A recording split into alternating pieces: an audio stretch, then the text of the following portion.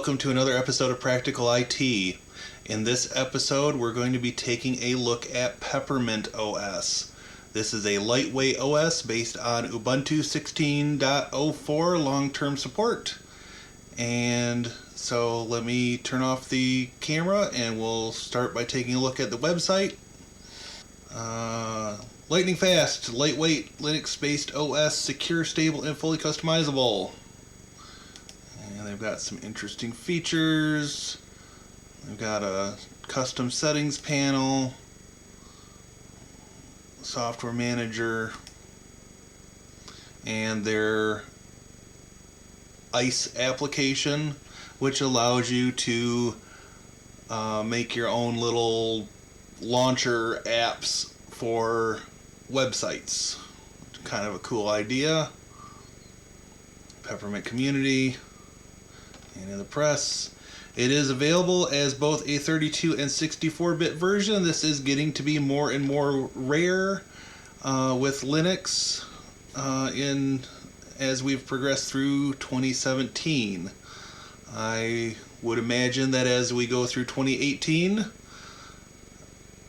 we will find that there are going to be fewer versions of Linux or Linux distros that include a 32-bit version. This is kind of a double-edged sword. Yes, 32-bit hardware is getting a little bit long in the tooth and probably should be replaced, but at the same time, there are many places in the US and especially outside the US where people may not have a choice. They may not have the resources to buy a 64-bit machine, even though they've been on the market for over 10 years now for x86. So let's switch over to VirtualBox and get this party started.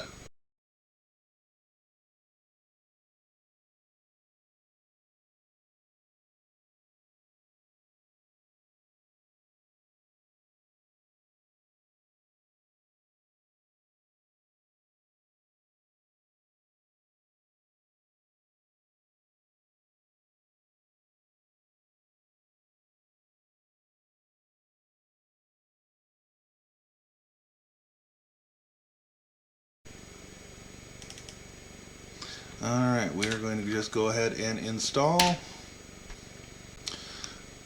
And we'll proceed through this fairly quick. Continue.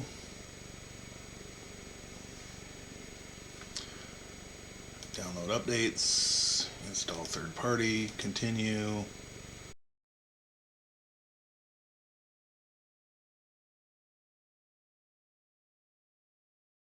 Erase disk. That's all good. Install now. Continue.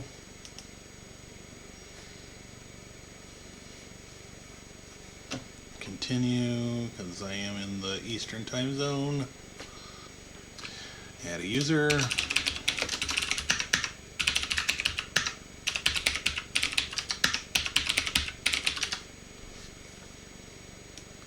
course, if you're using this on a real machine, please choose a stronger password. Most of the installs I do for the channel, I use an old password that I know isn't very secure, but it's easy to remember. And since these virtual machines end up being turned off most of the time, it's a non-issue.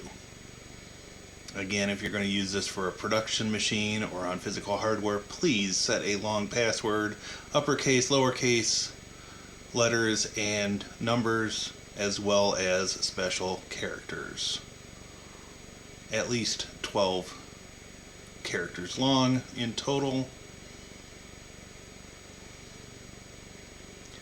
And I'll be right back once the install finishes.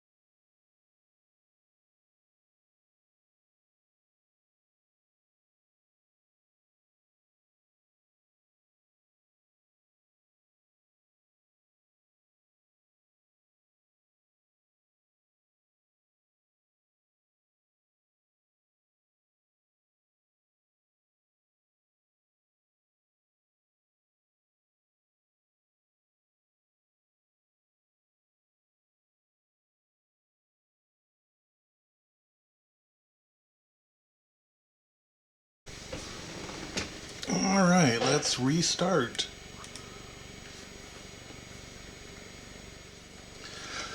Okay, we'll go ahead and log in. Nice looking login screen.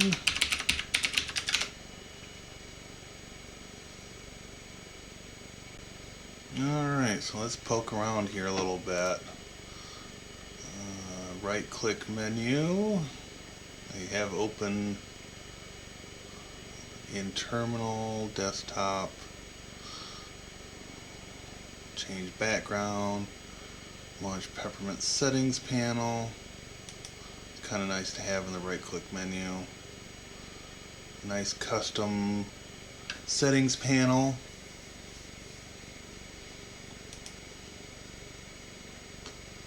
I like this. Return the panel to defaults. Turn system sounds on off.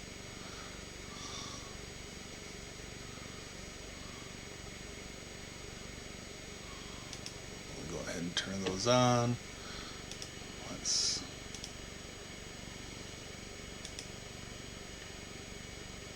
log out and we'll log in again.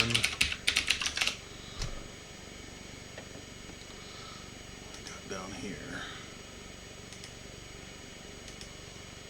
Now it's multiple desktops, 38 recommended updates, install updates. Nice to have that right in the menu. Okay. Got networking.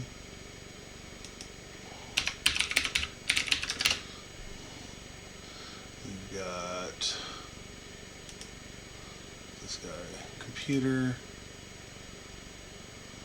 power management, presentation mode, volume, time zone, clock with calendar.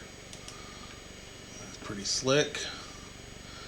And we've got VLC, terminal, file manager, and Chromium in the quick start area.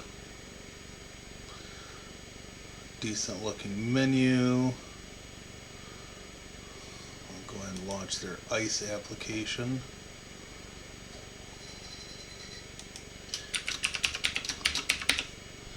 I'll use Chromium.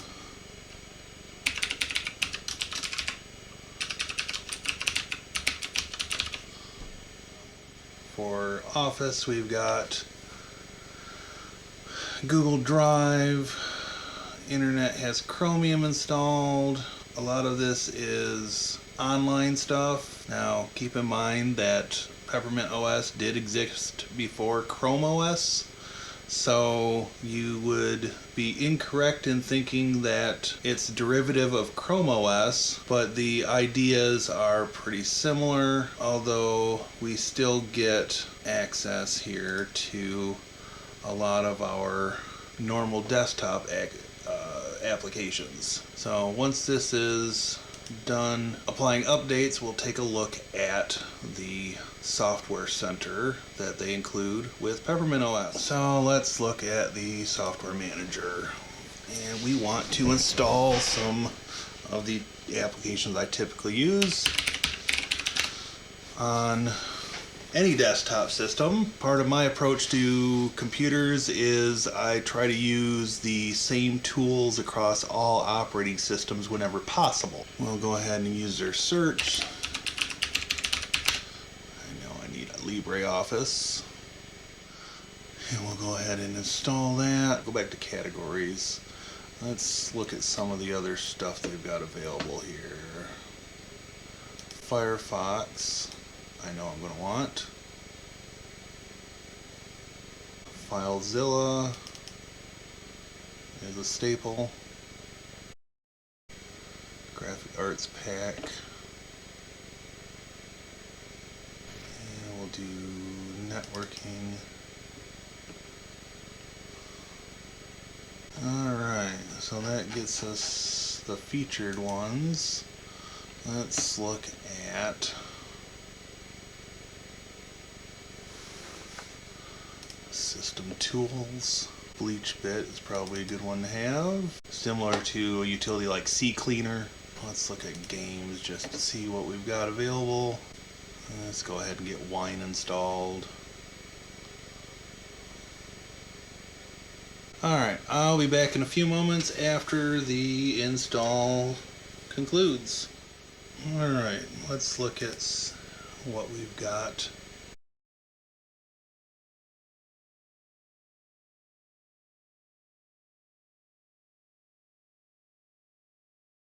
Got Wine installed. We can run Notepad.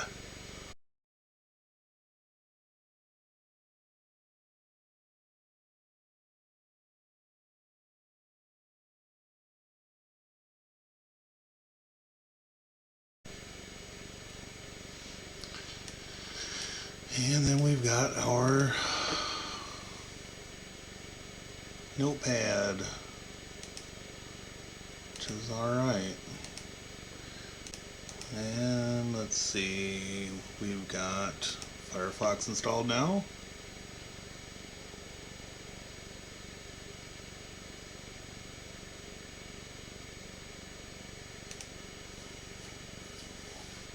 There we go.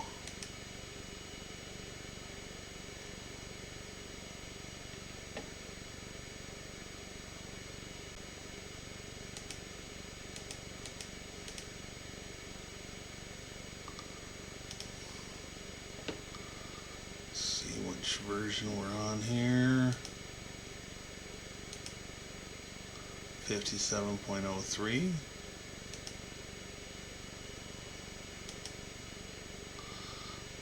That's good. And let's see. Got Inkscape, GIMP, Blender.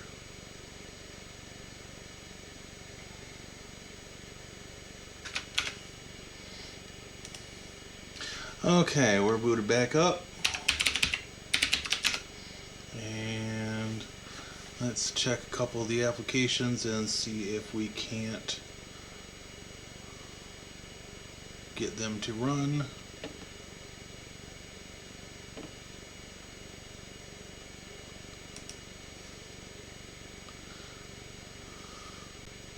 Let's look at BleachBit here first, and that does in fact run. Alright.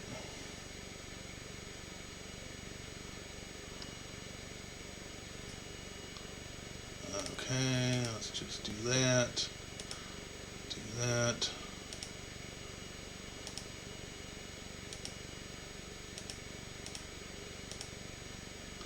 And we'll do preview. And clean.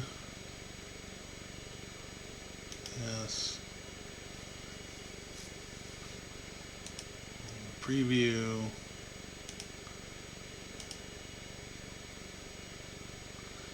Space recovered 4.1 kilobytes. Alright, let's look at we did Firefox before, Software Manager, sound and video. We didn't get OpenShot to actually launch, so let's take a look and make sure that actually comes up.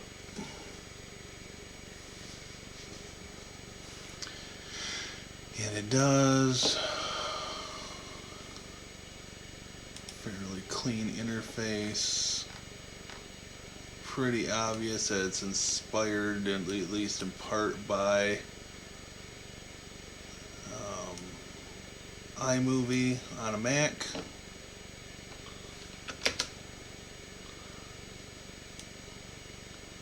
And let's see here. Just quit out of that. Alright, so final thoughts on PeppermintOS. I know this video has been a little longer than I had expected, but my thoughts on PeppermintOS are that it's nice looking, it's relatively quick, it meets the needs of most people starting off with Linux. It would definitely work nicely on older 32-bit hardware because it actually has a 32-bit version. In fact, I may actually install this on the one odd machine or two odd machines that I've still got that are 32-bit only, and make those usable again for 2018. I will probably come back around to that topic in another video early next year. So would I use this as my daily driver? Probably not. It's nice, but there were a couple of glitches, as you guys have seen as watching through this, that did not exist in Ubuntu standard. So yes, I would consider using this on a secondary or tertiary machine, especially one that is 32-bit hindered, and can't run 64-bit software, but I do not see this necessarily replacing any of my other systems that are running another version of a more mainstream Ubuntu. Alright, on that note, this is Jeremy signing off for Practical IT. If you like the video, please give it a thumbs up, click the little bell icon, and get notifications when new videos come out. This should be picking up in pace a little bit come 2018. I already have a plan for at least one video on January 1st. And I will see you in the next video. Thanks for watching.